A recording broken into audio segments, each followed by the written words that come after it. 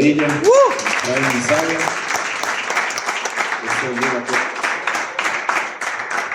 Aleluya. ¿Cómo están? Bien. Ya los agarró cansados la mejenga algunos. ¿Cómo están? Así me gusta. Quiero, por favor, por un momento, a veces suena un poco majadero, ¿verdad? Quiero que pedirle por un momento que se pongan de pie. Así, lo digo. No importa, lo digo.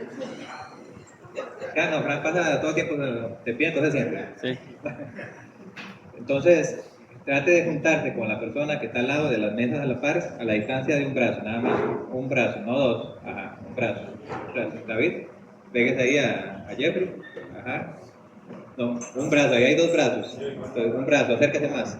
Ajá, exactamente. A la distancia de un brazo. ¿Ya están todos? Ok. Si todos están a la misma distancia, vamos a mirar hacia esa dirección allá. Todos miramos para allá. Todo el cuerpo, no solamente la cabeza. ¿Ok? Ahora sí, venga la persona que está adelante suyo. Entonces, hágale un pequeño masajito aquí en los hombros a la persona que está adelante. Acérquele con confianza, con confianza. Gracie se quedó allá con Chechu. Así no vale. Ajá, sí. A la ventana y sí. Ahora volteamos al otro lado y le devolvemos el favor a la persona de atrás.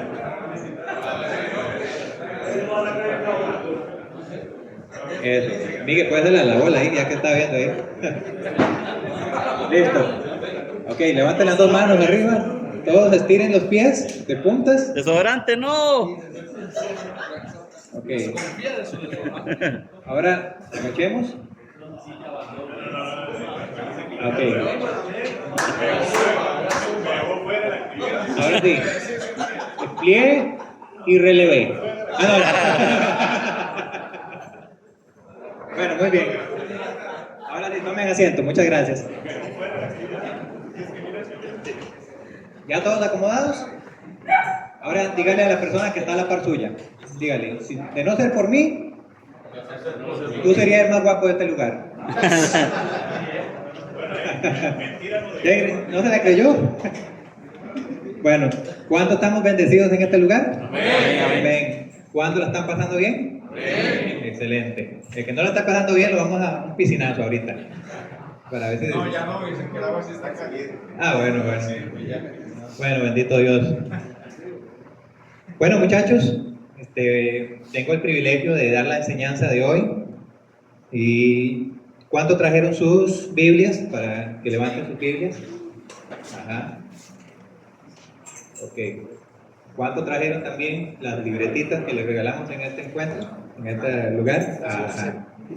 Ok. Quiero regalarles un pequeño tip antes de ir ya plenamente a lo que es la enseñanza de hoy. Yo, bueno, aquí tengo mi cuaderno de apuntes. Yo tengo apuntado aquí en la primera hoja, ¿verdad? Pueden ver aquí que tengo algo escrito, ¿verdad? No necesariamente que lo pueda leer. Ok.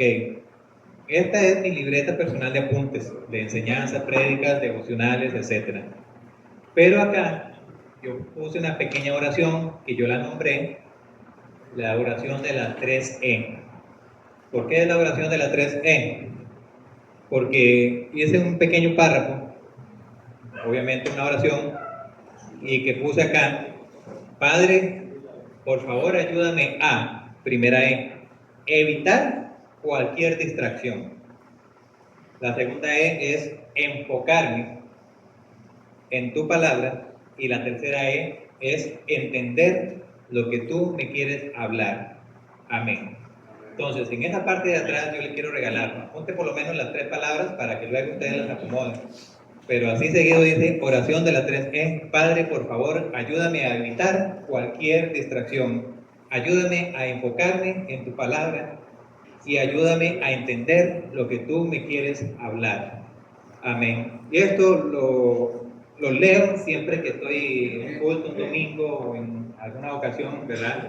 Y lo leo para que me ayude a enfocar. Entonces, por eso, la tercera E es entender. Ok, va. Voy a decir solamente las palabras. La primera, evitar. La segunda, enfocarme. Y la tercera, entender. ¿Ok? ¿Me avisa cuando lo tengan ya? Bien. Ok. Ya después, por el precio de la misma ofrenda que recojamos ahí.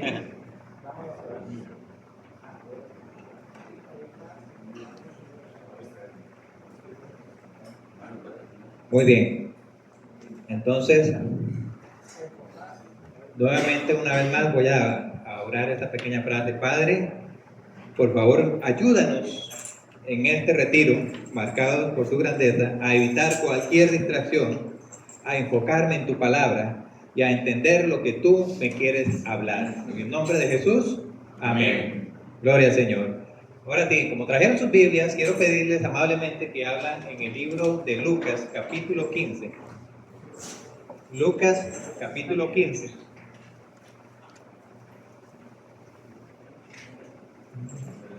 Hoy vamos a hablar acerca de un tema de reconciliación, pero para este mensaje en particular, yo lo nombré, lo titulé, la carrera más escandalosa de la historia. De manera que más adelante vamos a explicar por qué lo titulé de esta manera.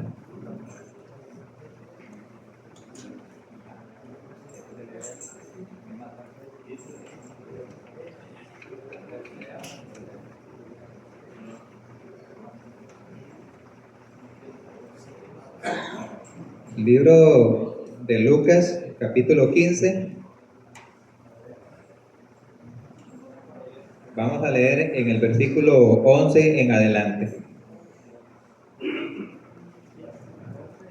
Se trata de la parábola del hijo pródigo y no es mi estilo, no es mi forma de dar enseñanza, porque los que me conocen saben que me gusta más leer solamente un versículo y a partir de ahí la enseñanza, ¿verdad? Que a través del Espíritu Santo nos habla a nosotros en nuestro corazón. Pero en este caso necesitamos leer toda la parábola porque hay muchos puntos, valga la redundancia, puntuales que necesitamos estudiar, analizar, desmenuzar, decía un amigo por acá, desgranar cada detalle, de manera que vamos a leer la palabra del Señor en el nombre del Padre, del Hijo y del Espíritu Santo, y dice de la siguiente manera en el versículo 11.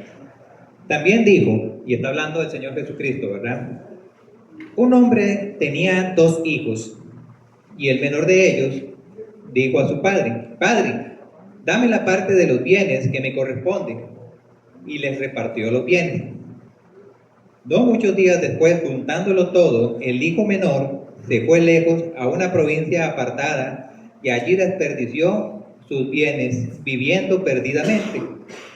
Y cuando todo hubo mal gastado, vino una gran hambruna en aquella provincia y comenzó a faltarle. Y fue y se arrimó a uno de los ciudadanos de aquella tierra, el cual le envió a su hacienda para que apacentara cerdos. Y deseaba llenar su vientre de las algarrobas que comían los cerdos, pero nadie le daba. Y volviendo en sí, dijo, ¿cuántos jornaleros en casa de mi padre tienen abundancia de pan y yo aquí perezco de hambre? Me levantaré e iré a mi padre y le diré, Padre, he pecado contra el cielo y contra ti. Ya no soy digno de ser llamado tu hijo. Hazme como a uno de tus jornaleros. Y levantándose, vino a su padre, y cuando aún estaba lejos, lo vio su padre y fue movido a misericordia y corrió y se echó sobre su cuello y le besó. Y el hijo le dijo, Padre, he pecado contra el cielo y contra ti, y ya no soy digno de ser llamado tu hijo. Pero el padre dijo a sus siervos, sacad el mejor vestido y vestidle, y poned un anillo en su mano y calzado en sus pies, y traed el becerro gordo y matadlo, y comamos y hagamos una fiesta, porque mi hijo, muerto era y ha revivido, se había perdido y es hallado, y comenzaron a regocijarse. Versículo 25. Y su hijo mayor estaba en el campo, y cuando vino y llegó cerca de la casa, oyó la música y las danzas, y llamando a uno de sus criados le preguntó, qué era aquello. Él le dijo, tu hermano ha venido y tu padre ha hecho matar el becerro gordo por haberle recibido bueno y sano. Entonces se enojó y no quería entrar. Salió por tanto tu padre y le rogaba que entrase. Mas él respondiendo dijo, Padre, he aquí tantos años te sirvo, y no habiéndote desobedecido jamás, y nunca me has dado ni un cabrito para gozarme con mis amigos. Pero cuando vino tu hijo, que ha consumido tus bienes, con rameras has hecho matar para él un becerro gordo. Él entonces le dijo, hijo, tú siempre estás conmigo, y todas mis cosas son tuyas. Mas era necesario hacer fiesta y regocijarnos, porque tu hermano, era muerto y ha revivido. Se había perdido y es hallado. Hasta aquí la lectura de la palabra.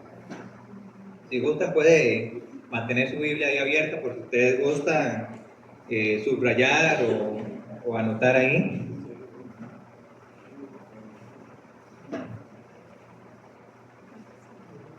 Para levantar un poquito, papi.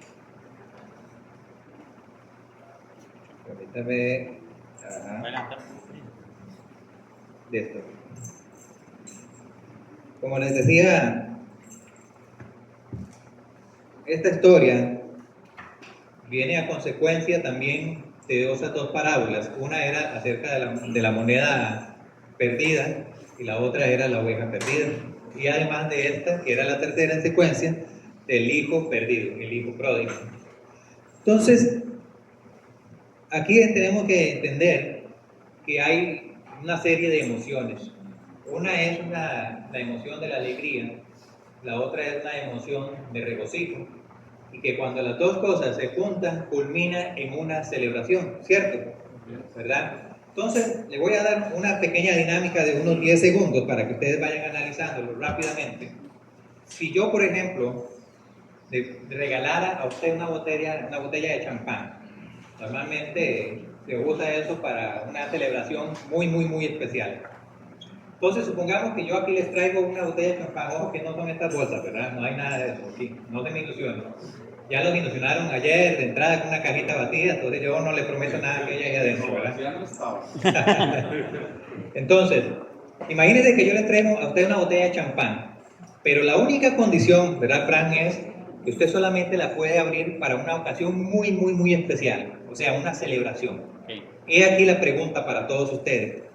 ¿Cuál sería ese momento oportuno para abrir esa botella de champán? Entonces les doy 10 segundos para que lo piensen. O sea, tengo la botella en mi mano y la quiero utilizar para esta ocasión, ¿verdad? Mientras ustedes van pensando, yo tenía un amigo que para variar era comunista, le habían dado un licor ahí especial, y como era muy comunista dije, vea, a mí me regalaron este licor muy valiosísimo y difícil de conseguir, pero la única ocasión que yo voy a abrirla es cuando Estados Unidos y todos sus sistemas se caigan. ¿Por qué? Porque como era comunista, obviamente iba a estar en contra de Estados Unidos. El viejito murió y nunca llegó a abrirla y nunca se supo nada de esa botella. No sé si la doña ya la raptó o qué. Entonces nunca llegó a celebrar semejante idea. Ahora sí, Miguel, dígame usted, ¿ya pensó en algo que él lo gastaría, en qué lo celebraría? Un nacimiento o en un logro como una graduación o algo similar, más cercano. En un nacimiento o una graduación. Bueno, ya que usted me insistió, ¿usted en qué lo gastaría esta botella de champán? La 31. O sea, Va a estar mucho tiempo, va a ser una reliquia porque en 100 años ahí va a ser. David, yo sé que usted es jovencito y ya con el perdón de su papá que anda por ahí, ¿verdad? ¿Usted en qué ocasión usaría esa botella de champán para celebrar? ¿En mi boda o cuando nazca un hijo mío? epa. Eso, muy bien. Pero entonces, imagínense entonces en esta historia que culmina prácticamente en una celebración, prácticamente. Entonces, vamos a aprovechar el tiempo que, si no me equivoco, de aquí mi padre nos permite a las 10:30, para ver esta historia a través de 5 movimientos que sucede acá. Entonces, para los que gustan apuntar, El primer movimiento que vamos a analizar acá se llama movimiento de confrontación. Me gusta esa palabra porque confrontación, iba a poner enfrentamiento, pero enfrentamiento suena como más bélico, como más sangriento. Entonces confrontación es que sí hay una discusión, sí hay algo rudo entre dos personas, pero no pasa más. Entonces, ¿por qué movimiento de confrontación?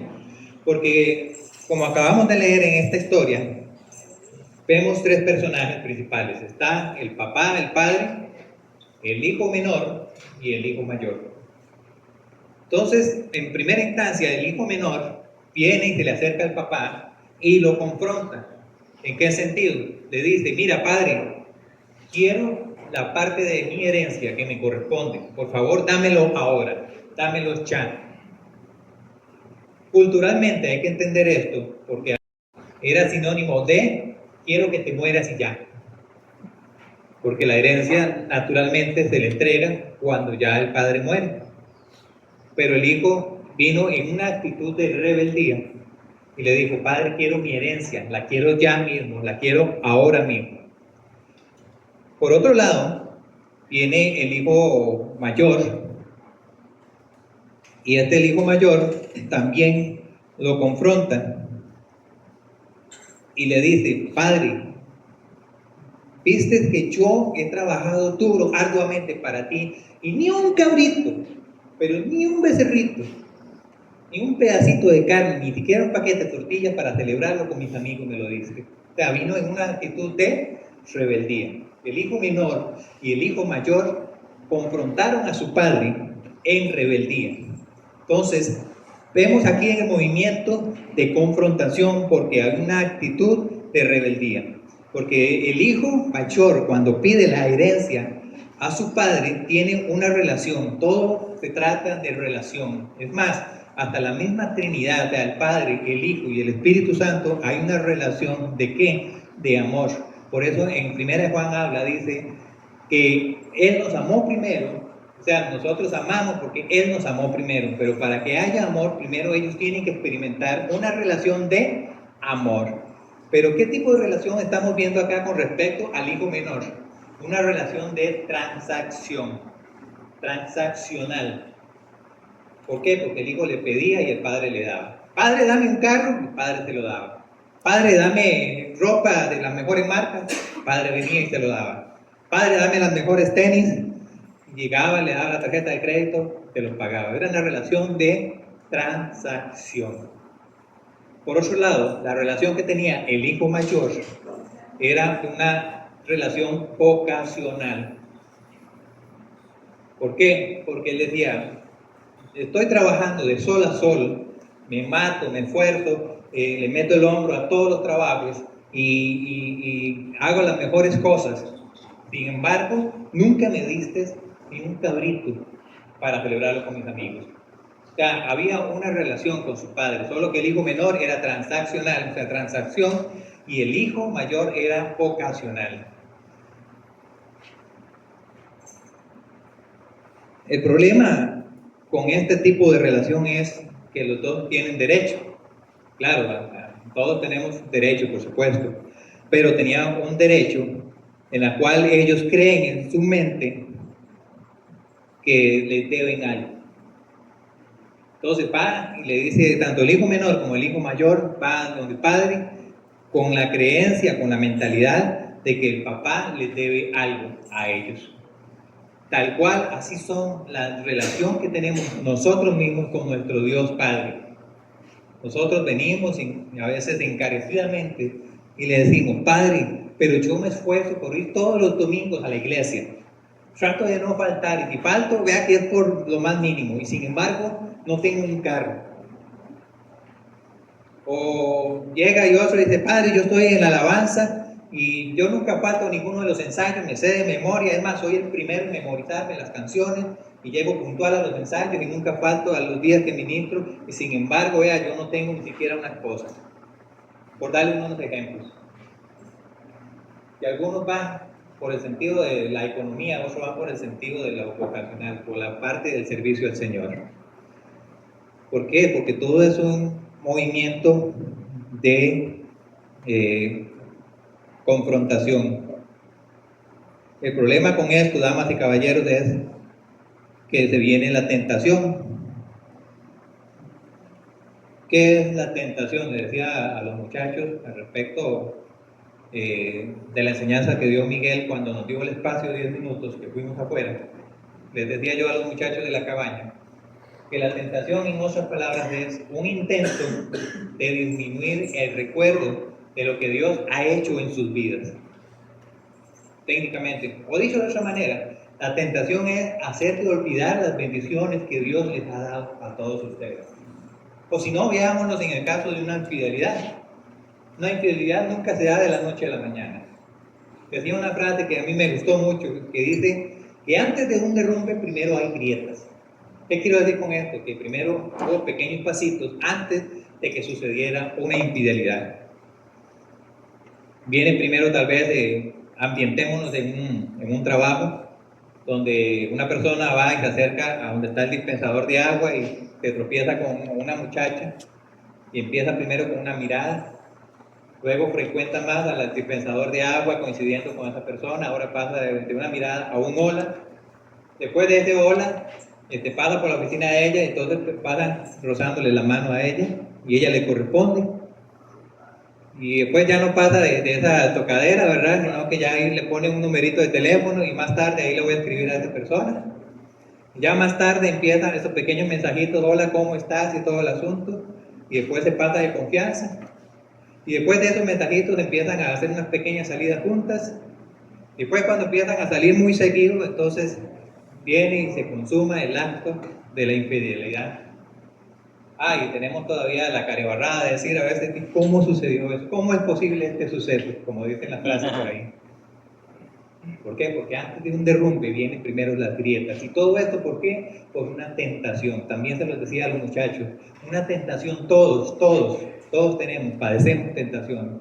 La cuestión es, como dijo Miguel en uno de los versículos que él tocó, la misma actitud que tuvo José, de huir prácticamente. Que si suena como un acto de cobarde, no trata de cobardía.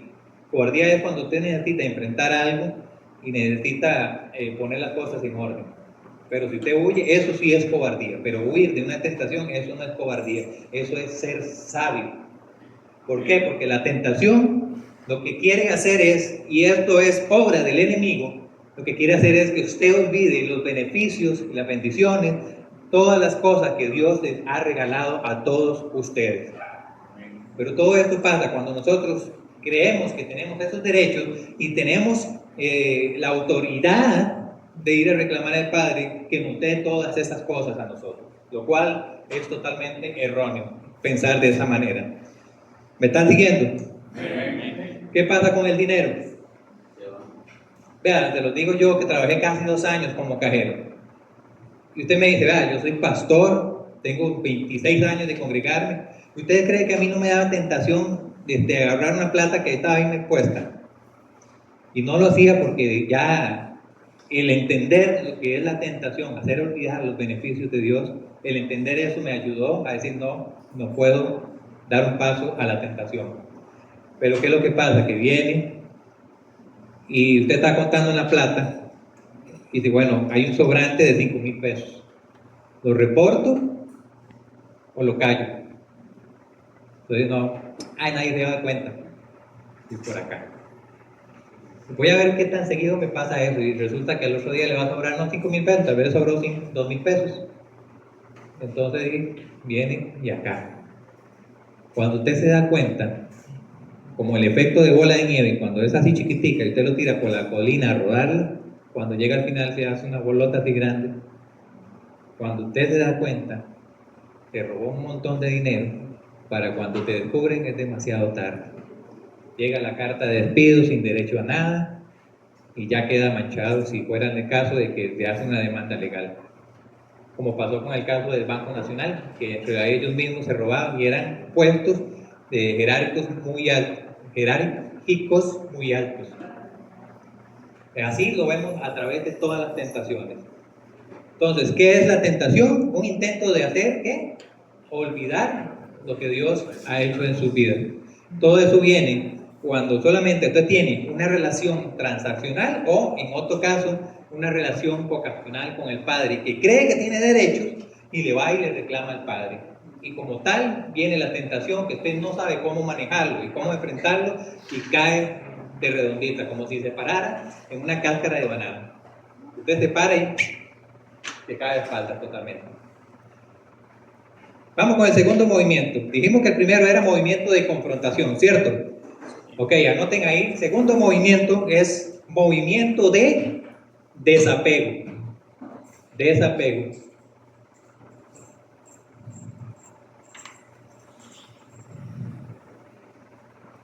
El movimiento de desapego en esta historia está hablando de cómo nos perdemos con respecto al Padre. Estamos lejos del Padre. Nosotros nos centramos cuando leemos en esta historia, porque ¿quién no ha conocido, quién no ha leído esta historia? Miles de veces la hemos leído, la hemos escuchado, la hemos repasado. Pero generalmente cuando llegamos a esta historia, solamente nos centramos principalmente en el hijo menor. Porque el hijo menor evidentemente se perdió, pero también el hijo mayor también se pierde, ellos dos se perdieron. Solo que el hijo menor se perdió lejos del padre por vivir en lo que se llama una anarquía. Una anarquía es que no hay un mando ahí. Y aunque no haya un mando ahí, porque lo que se ve en su entorno, un total caos, un total desorden, algo que no tiene una organización, no tiene una armonía, algo que usted puede decir, mira, puedo detectar fácilmente que hay esto, esto y esto, porque usted no lo puede ver. Pero a pesar de toda esa anarquía, el centro de toda esa anarquía es el yo mismo. Soy yo el que estoy en ese lugar. No estoy armando, porque no soy capaz de controlar esa anarquía en mi vida. ¿Y por qué viene esa anarquía? Porque este hijo está viviendo en una iniquidad. Vive en una completa iniquidad. Vemos que se le revela al padre, y no solo se le revela, o sea, le falta el respeto, porque técnicamente es como decir, quiero que te mueras ya para que me dé mi herencia. Y te va lejos de él y va a malgastarlo todavía. Y tras de eso, no lo administra bien a tal punto de que lo gasta en prostitutas, rameras y todas esas cuestiones, en guaro, y no le queda nada, absolutamente ni una reserva. Entonces vive en una completa iniquidad. Y él vive en un autoenfoque, o sea, vive solamente para sí, no vive para Dios, no vive para otros. Esto es lo que provoca la anarquía y llega a tocar fondo cuando él está alimentando a los cerdos, porque en la cultura bíblica ya alimentar los cerdos era una de las peores posiciones que podía ofrecerles de trabajo a otra persona. Está ese y un poquito más arriba está el siervo que se encarga de lavarle los pies. Pero por debajo de eso está el jornalero que tiene que ir a alimentar a los cerdos. ¿Por qué? Porque en la cultura judía los cerdos representan la iniquidad. ¿Me están siguiendo? ¿Por qué que Jesús lo pone cada cosa en la historia? Porque era necesario leer toda la historia completa para ir captando ahí, ir armando rompecabezas, atando cabos. Entonces, como alimenta a los cerdos, es lo más bajo que se puede recibir una persona como judía. Pero hablamos también del hijo mayor, que él también se perdió. ¿Por qué se perdió? Porque él está enfocado en la religiosidad. ¿Y qué es lo que provoca la religiosidad acá, amados hermanos? Iba a decir hermanas, pero ya se me fueron las de allá.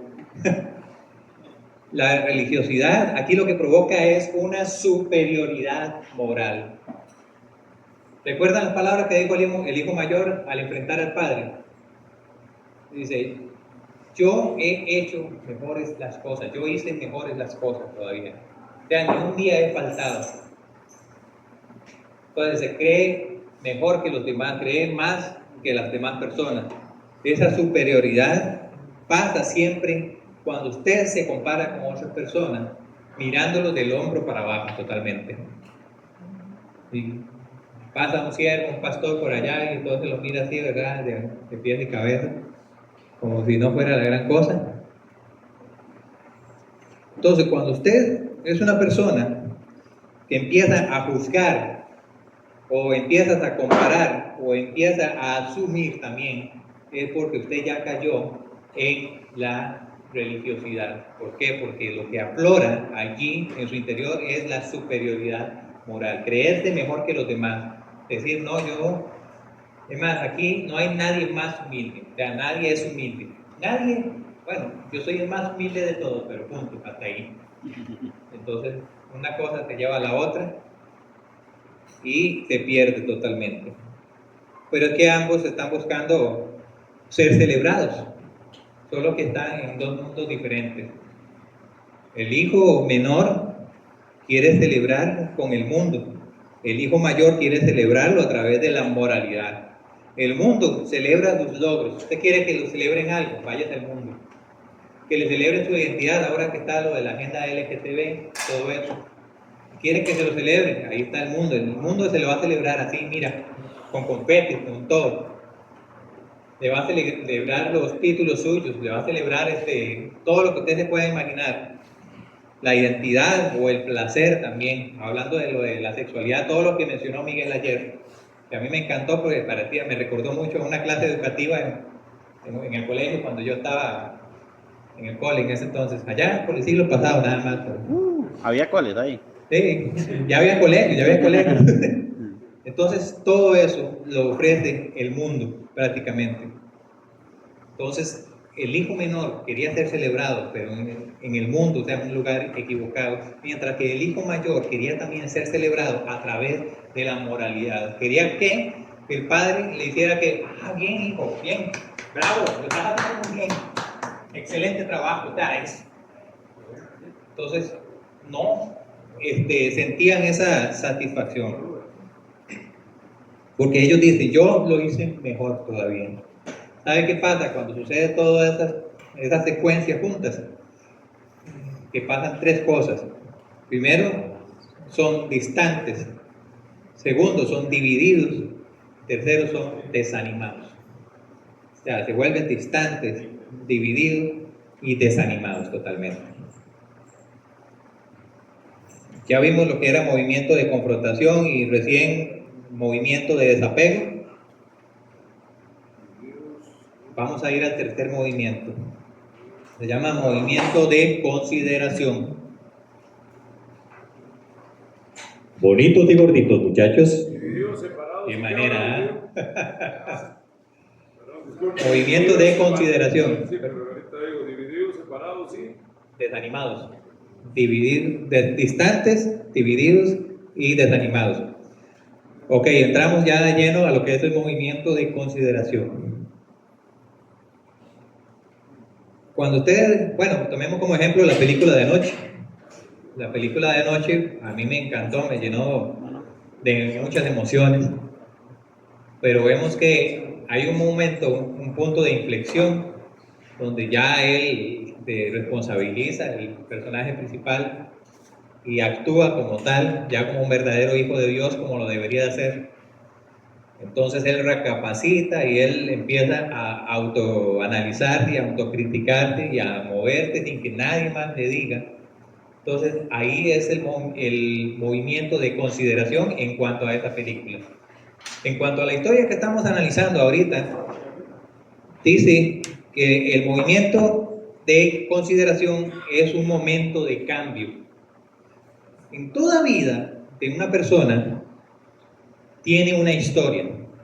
Cada uno de ustedes tiene una historia. Pero déjame tenértelo claro, que por más negativo que sea, por más adverso que sea, siempre va a haber un momento para el cambio, o sea, un momento de consideración. Me encanta esta historia porque Jesús, en pocas palabras, mete todas esas enseñanzas que a veces uno le toca partirse la cabeza para poder desgranarlo todo. Pero en este movimiento de consideración viene ya lo que es el momento del cambio. ¿Cuándo es el momento del cambio del hijo menor? Cuando estaba ahí, técnicamente me lo imagino, llevándose a la boca, sin asco, las algarrobas que eran para los cerdos. ¿Saben qué es lo que son las algarrobas? Las algarrobas son como una especie de, como parecían las abainicas o parecían las guavas, pero es un sabor amargo y no son comestibles ni siquiera para los animales. Pero para llegar a ese punto era cuando había tiempo de hambruna, como lo dice aquí en la historia. Entonces, va al punto de que consume, se agacha y se lleva a la boca sin asco las algarrobas que eran para los cerdos. Y en un momento recapacita. Y en eso que recapacita, vuelve en sí, dice la palabra del Señor. Y dice, recuerdo cuando yo era tratado como el hijo de mi padre. Entonces, cuando él recapacita, ese momento de cambio ya empieza a no ir de picada, sino ya a elevarse. Empieza ya de su vida ahí. Pero hay un detalle. Cuando él dice que volvió así es porque él recordó su identidad. ¿Cuál identidad? La identidad como un hijo de un padre, que yo asumo que era un dueño de alguna hacienda, un adinerado, alguien rico totalmente, pero su visión era totalmente parcial. ¿Por qué? Porque él decía, tráteme como a un jornalero. O sea, que esta era una visión disminuida con respecto a su padre. O sea, yo no soy digno de ser tratado como un hijo. O sea, recordó por un instante que él tenía una dignidad que perder, pero en esa visión distorsionada piensa, dice, no, mejor tráteme como a uno de los jornaleros. Ellos tienen pan, ellos comen olla de carne, ellos comen Coca-Cola, Fanta, lo que sea, soda. Café. Gatorade que no nos dieron por acá para las mejengas. Qué bueno, una coquita. ¿A qué se asemeja esto a nosotros? Como por ejemplo cuando alguien dice, mira, me pasó que se murió mi hijo, por ejemplo. Pongámosle un ejemplo. Y ya con eso fue de razón suficiente, según para esa persona, para irse a celebrarlo en el mundo, como quiso hacer el hijo menor. Pero vio que nada de eso le llenaba el vacío, y entonces quería regresar al Padre, a Dios Padre. Pero él dice, bueno, voy a volver al Padre, pero él tal vez considere mi dolor. Y, aunque yo me equivoqué, sí, di malos pasos y todo, voy a volver al Padre, pero ojalá que él, que no me tome en cuenta a mí. No quiero servir, no quiero hacer nada ahorita. Eso es tener una visión disminuida de una relación con el Padre, en este caso. Pero ¿qué hay del hijo mayor? Que el hijo mayor tiene una visión distorsionada también, pero en base al resentimiento. En lo que él le reclama, que por qué no le dio un cabrito para celebrarlo, viene con todo el resentimiento que le provoca. Dice que cuando ellos estaban celebrando en ese momento a su hijo menor, él todavía no estaba presente, sino que él todavía estaba trabajando. O sea, que nadie todavía se dignó en llamar a uno de los hijos del dueño del atendadero para decirle venga y celebre con nosotros, sino que él todavía estaba allá abajo trabajando. Y todavía él viene y escucha todo ese barullo, todo ese ruido y todo el asunto, y va pasando uno de los jornaleros que está corriendo por las órdenes del padre, y dice, ¡ey! ¿Qué está pasando allá? ¿Qué es todo este escándalo? Acuerde que tiene superioridad moral, ¿verdad? ¿Qué es todo este ruido que estoy escuchando? Ay, disculpe, joven, es que vean, tu hermano, el que se había perdido, ¿se acuerda? Y dice, ay, acaba de volver a casa. Entonces tu padre le está haciendo una fiesta, pero permiso, le quiero traer un becerro para eso. Ah, claro, ya que él se le subió el apellido y empezó toda esa furia, porque ya ahora sí, toda persona que a veces se comprime su resentimiento tiene un momento en la que explota. Y explota ese resentimiento de esa persona, a tal punto de que él se queda ahí puertas afuera, no entra. Entonces tiene que venir el padre hasta acá afuera a preguntarle, hijo, ¿pero qué pasa contigo? Vea, padre, dice, hice todo bien, pero no me has dado ningún premio. O sea, captan cómo va la historia armándose en cada uno de esos movimientos. Viene una confrontación, viene a un desapego, viene un momento de consideración, que es un momento de cambio. Pero acá, ¿cómo lo enfrenta el padre en este caso? Porque al primero consideró ya hacerle la fiesta al hijo. Con le dice, vea, pero oiga, recuerda que todo lo mío es tuyo. ¿Te has olvidado de eso? porque él también había caído en la tentación de olvidar los beneficios del Padre. Entonces el Padre dice, pero recuerda que lo mío es tuyo. Ahora yo le digo, ¿cuál es el secreto de la vida cristiana? Si quiere apuntar un versículo, pueden anotar Salmos 77:11. Padre 7 y Padre 1, ¿verdad? Para que recuerden. No lo vamos a leer porque quiero aprovechar el tiempo máximo. Pero ¿sabe cuál es el secreto de la vida cristiana? Si el secreto de Satanás, le voy a dar una pista, es hacerle caer en tentación, y acabamos de decir que la tentación es un intento de hacer olvidar lo que Dios hizo. Ahora sí, aquí la pista que le di, ¿verdad? ¿Cuál es el secreto de una vida cristiana? Todo lo contrario, o sea, es recordar. La Biblia dice 352 veces de mandatos sobre recordar. Hay mandatos, estatutos, leyes, dice que son 352 ocasiones en las que dice recuerden. Ese es, damas y caballeros, damas no, ya es como la costumbre de decir damas y caballeros. Ajá. Caballeros y caballeros. Este es el secreto de la vida cristiana. O sea, recordar, por favor, recuerden los beneficios que Dios le ha dado. Cuando alguien, por ejemplo, cae en una adicción y es ya un hijo de Dios, pero igual cae en adicción, entonces, ¿qué es lo que deben hacer en ese momento todavía que es más bajo? Es recordar que tú eres un hijo de Dios. Y cuando usted recuerda, viene ese momento de cambio. O sea, ¿por qué? Porque es un movimiento de consideración, o sea, que es un giro de 180 grados, que usted iba caminando para allá y se volvió y va en el sentido contrario. Entonces, recuerden que Dios le libra de cualquier adicción y usted puede levantarse en tanto que usted tenga disposición para que Él trabaje en su vida. Igual cuando una persona tiene ansiedad, deben de recordar, por ejemplo, que Dios es mi luz y mi salvación. Recuerdan, por eso la importancia de uno memorizar versículos. Los versículos te ayudan a enfrentar toda situación y te va a recordar quién es Dios Padre a través de todos esos versículos. Amén. Amén. Entonces, el cuarto movimiento, te los acabo de soplar, el cuarto movimiento de recordar, de recordatorio.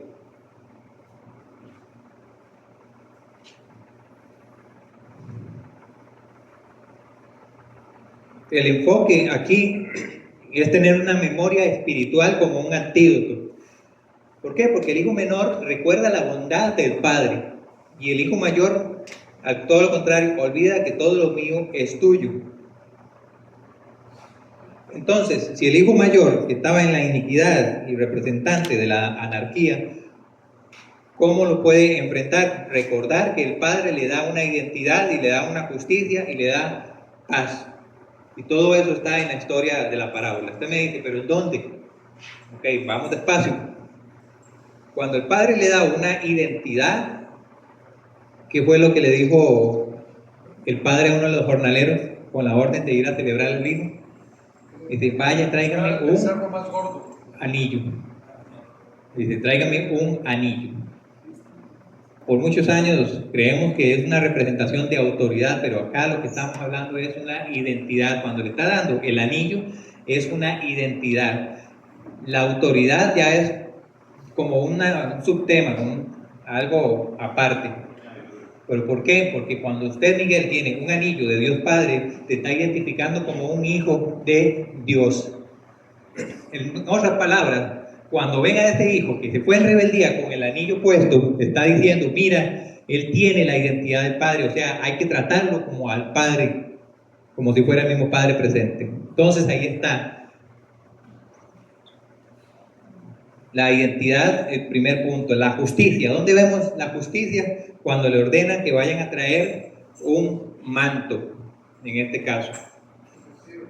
La túnica de colores de José no era solamente un regalo de Jacob a su hijo José, sino también era justicia. En este caso le traen ropas, también un manto en representación de la justicia. Pero no es la justicia de que ya todo se resolvió, sino la justicia de que Dios ya venía a buscar una reconciliación con el hombre. Ese tipo de justicia, que estamos justificados, o sea, no hay ninguna condenación para que nos recabe y nos mande a ser alguien menos que un jornalero en este caso. Y la paz finalmente es cuando le pide que traiga las sandalias. Rápido, rápido, jornalero, vaya, tráigame un anillo, tráigame un manto, tráigame unas sandalias. En otras palabras, dice, rápido, tráigame la identidad, tráigame la justicia, tráigame la paz para este muchacho de una vez. Eso es exactamente lo que Dios está haciendo con cada uno de nosotros en esta mañana, damas y caballeros. Amén, gracias. Ahora, con respecto al hijo mayor, porque hablamos del hijo menor, aquí es recordar, que vamos a recordar que la gracia no se gana, no se gana. No hay nada de lo que usted haga en este mundo para ganarte la gracia de Dios, o sea, no se gana. Dios se la da porque quiere, porque Él le place, porque a Él le nace dárselo. ¿Sabe lo que es la gracia en otros tiempos? No necesariamente bíblicos, sino en otras latitudes, en otras culturas. La gracia es que un rey que está en posición de su trono se incline ante un siervo que está pecho y tierra ante él en actitud de reverencia, y él se incline y se agacha a tocarle el hombro para decirle: te doy permiso de levantarse. La gracia Dios se la da porque a Él le place, porque a Él nos ama a nosotros. Y Él busca la manera de que podamos nosotros recibir de su gracia. El último enfoque, el último movimiento es el movimiento de compasión, compasión.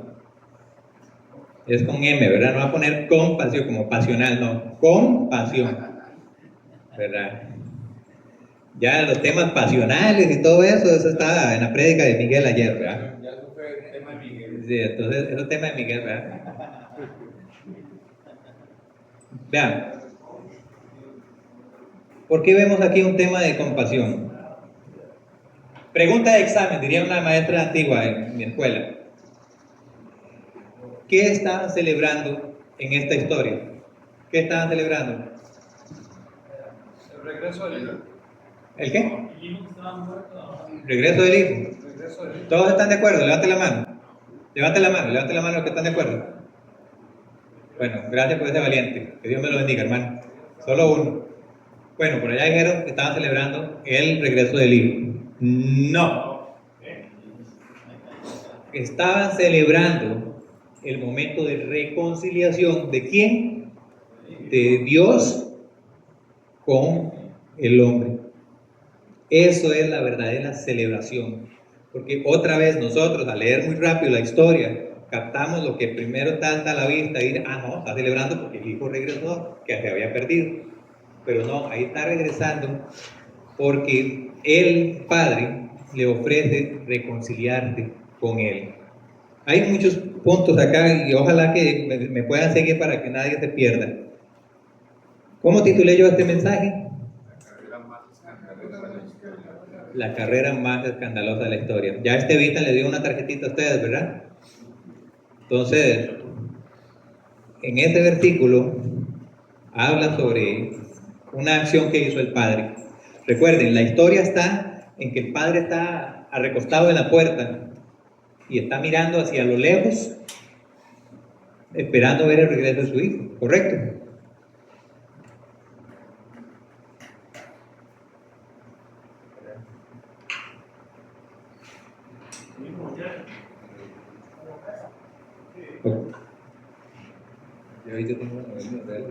Ok, entonces el padre está recostado en la puerta esperando ver a su hijo venir, ¿correcto? Entonces, ¿qué es lo que hace el padre apenas ve al hijo? Correr. Salió, corrió, ¿verdad? Entonces, Yo necesito que se metan en esta vara, como decía uno de mis hermanos. Métanse en la vara. La cuestión es que hay que entenderlo aquí. ¿Te evitan? Aquí lo que hay que entender es que culturalmente, en la cultura judía, culturalmente era muy mal visto que una persona mayor corriera después de una acción semejante como la que hizo el hijo. El hijo desobedeció, fue rebelde, se escapó, se fue. El otro hijo todavía tuvo el descaro de no ir a buscar al padre a su presencia, sino que hizo que el padre saliera hasta afuera a hablar con él. O sea, todas esas acciones muy mal vistas. Todavía muy mal vistas que el padre le entregara la herencia a su hijo. Todas esas acciones en la cultura judía eran muy mal vistas. Pero para rematar, el viejo todavía corre. Ignoro si andaba un bastón corriendo y corriendo y corriendo, y todos los aldeanos ahí observando, pero qué descarado, ¿cómo se le ocurre a ese señor con semejante edad salir a correr? Esta es la carrera más escandalosa de la historia, muchachos. Pero todo eso tiene un porqué, y te lo voy a explicar a continuación. En la cultura judía también existía una costumbre que se llama quesasa. Repita conmigo, quesasa. Quesasa. Ajá. Va con A, todas con Z y al final llevan a H. Quesasa. ¿Qué es la quesasa? Me dirá usted. La quesasa es que cuando un hijo en rebeldía le pedía la herencia a su padre, y no solamente la herencia, el descaro de pedirle la herencia, se escapaba en rebeldía para irse a malgastarlo en lo que le daba la regalada gana, y todavía tiene el descaro de regresar a casa. Entonces, todo eso era señal de alerta a los aldeanos. ¡Hey! Fulanito está regresando, vamos, alertas todos. ¿Qué significaba eso? La quesasa estaba en movimiento. ¿Qué era la quesasa? La quesasa era que cada uno de los aldeanos tomaba una vasija de barro, vacía, de cualquier tamaño. Podía ser grande, podía ser pequeña, pero lo que tuvieran a mano apenas, lo tenían ahí en la cocina y rápidamente. Ahora sí, vamos corriendo, vamos. Ahí viene ese muchacho, ese sinvergüenza que viene a pedirle cacao al papá. Entonces, mira, ojo aquí. ¿Qué hacían entonces con la vasija? Llegaban, corrían, se le ponían enfrente al hijo y decían, escuchen, no se me pierdan. Decían, que Dios te haga igual que todos estos pedazos de esa vasija. Te condeno en el nombre del Señor que te trate como esa vasija que acabo de romper. Y se lo hacía así delante de la cara del hijo, que volvía. O sea, como si no fuera suficiente, que ya volvió en sí, que recordó parcialmente la identidad parcial, como digo, de quién era él como hijo de Dios. Como no era suficiente todavía tener que enfrentar toda esa vergüenza, enfrentar todo ese ruido, porque ahorita quebré solo una vasija, ahorita vemos un poquito más de 30, si todos tuvieran una vasija, ¿cómo sería el escándalo que se oye? Más lo que no se habían dado cuenta, y no, yo no me lo voy a perder, va y busca una vasija, igual, todo el camino iban a encontrar vasijas rotas. Y el que pasaba por ese lugar sabía, mire, algún condenado regresó a casa. Eso. Ahora, ahí me entiende, damas y caballeros. Por favor, permítame equivocarme. Ahora me entiende por qué el descaro del padre de salir a correr y a topar al hijo. ¿Por qué? Porque la gracia siempre será más rápida que la condenación. Tengo que repetirlo de nuevo. La gracia siempre correrá más rápido que la condenación. La condenación, por muy grande que sea, por muy ancha que sea, nunca va a alcanzar la gracia de Dios. Amén. ¿Qué fue lo que pasó en este movimiento de compasión? Además de esta carrera, además de que el papá canceló de esa manera automática, el quesasa llegó, lo abrazó y lo besó. Ahí solo habla de supuestamente un beso, pero yo me lo imagino que lo besó tantas veces. Damas y caballeros, ¿por qué? ¿Por qué Jesús hace hincapié en que lo abraza y lo besa? Porque el Padre todo el tiempo quería una relación de amor con sus hijos. Los hijos tenían una relación distorsionada de su relación con su padre, porque uno era transaccional. ¿Quién era ese? El hijo menor. Y el otro era una relación vocacional. ¿Quién era ese? El mayor.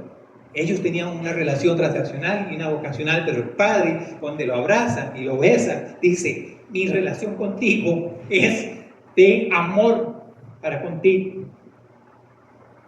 Es más, en ese momento de afecto, calculo yo, me imagino, me gusta imaginármelo así, que el hijo mientras le dice: padre, no soy digno de ser tratado como un hijo, trátame como a uno de tus jornaleros. Aquí la historia lo habla completo, pero yo me imagino que el padre ni siquiera lo dejó escuchar. ¡Ah, tonterías, hijo! ¡Ey, tráigame el anillo, el manto y las sandalias! Porque este es mi hijo que se había perdido, ha vuelto. Mi hijo que había muerto ha resucitado, vamos a celebrar. ¿Y qué estaban celebrando? La reconciliación del padre con su hijo. ¿Cómo le llamó al hijo mayor en algunos momentos? Se dice: mira. No le dice padre, dice: mira. No me dice uno de los cabritos. Una relación equivocada. Pero el padre a este hijo le dice tecnón. Tecnón en hebreo significa hijo. Le dice: tú eres mi tecnón, ya tú eres mi hijo. Todavía el hermano mayor le dice: tu hijo. O sea, no le dice mi hermano, porque hay una relación quebrada en ellos. Entonces todavía dice el padre al hijo mayor: recuerda que lo mío es tuyo. Ahí le dice el padre: también a ti te amo, también a ti te he dado mi gracia, también a ti te he favorecido. Pero ahorita lo que refiere a reconciliación es con tu hermano menor, con mi hijo menor. Por favor, venga conmigo y celebra conmigo la reconciliación de este conmigo. Si tuviéramos más tiempo, que no quiero extenderme mucho, podría explicarles así brevemente